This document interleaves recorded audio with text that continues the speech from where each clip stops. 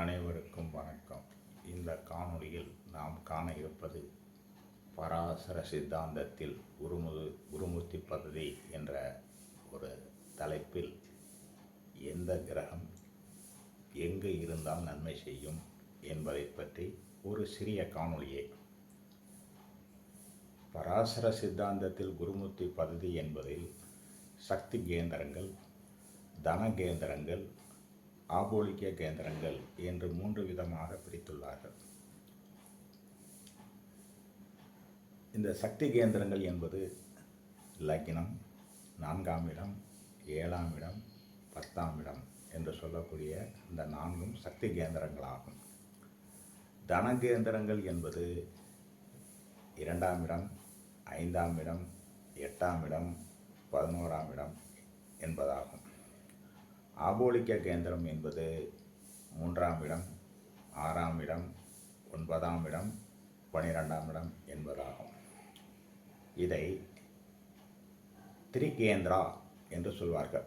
3 கேந்திரங்கள் அடிப்படையில் தான் நம்மளது வாழ்க்கை அமைக்கப்படுகிறது என்பதை அறிந்து கொள்வோம்.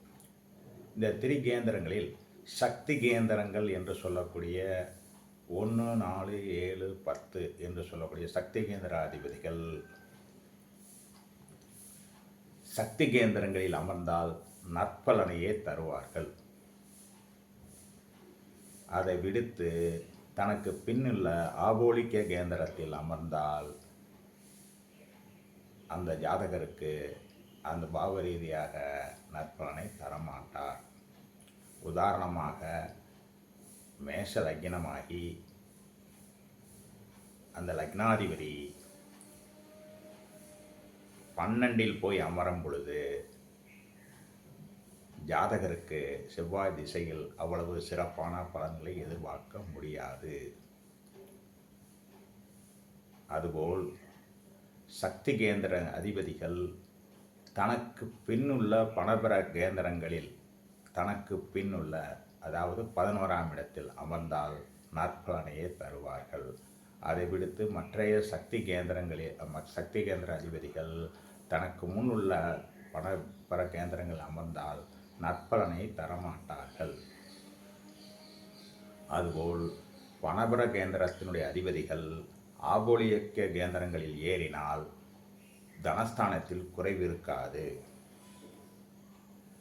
இந்த பணபர கேந்திர அதிபதிகள் சக்தி கேந்திரமினால் சக்தி கேந்திரங்கள் பாதிக்கப்படும். அதன் மேலும் பணபர கேந்திர அதிபதிகள் பணபர கேந்திரத்திலேயே இருக்கலாம், தவறில்லை. அதுபோல் சற்று முன் சொன்னேன், மேஷ லக்னம் செவ்வாய் 12 என்று. இதில் இந்த பணபர கேந்திரம் என்று சொல்லக்கூடிய 8ஆம் இடத்திற்கும் செவ்வாய் அதிபதியாக வருவதால் இந்த ஜாதகருக்கு தனஸ்தானத்தில் எந்தவித குறைவும் இருக்காது. காரணம், பணபர கேந்திர அதிபதி ஆபோலிக்கம் சொல்ல 12ஆம் இடத்தில் அமர்ந்தால் பொருளாதாரத்தில் முன்னேற்றம்தான் இருந்தது ஒழிய மற்ற எந்த பிரச்சனைகளும் இந்த ஜாதகருக்கு பொருளாதாரத்தில் தரவில்லை. அதுபோல் ஆபோலிக்க கேந்திரம் என்று சொல்லக்கூடிய 3, 6, 9, 12 என்று சொல்லக்கூடிய அதிபதிகள் சக்தி கேந்திரம் ஏறக்கூடாது. ஏறினால் ஜாதகருக்கு கொஞ்சம் சிரமத்தை கொடுக்கும். அதுபோல் இவர்கள் பணபர கேந்திரமும் ஏறக்கூடாது. இவர்கள் ஆபோலிக்க கேந்திரங்களில் இருப்பதே மிக சிறப்பு என்று கூறி இந்த காணொளியை நிறைவு செய்து அடுத்த காணொளி சந்திப்போம். உங்கள் நண்பன் ராஜா நல்லுகாமு. எனது தொலைபேசி எண் 95851444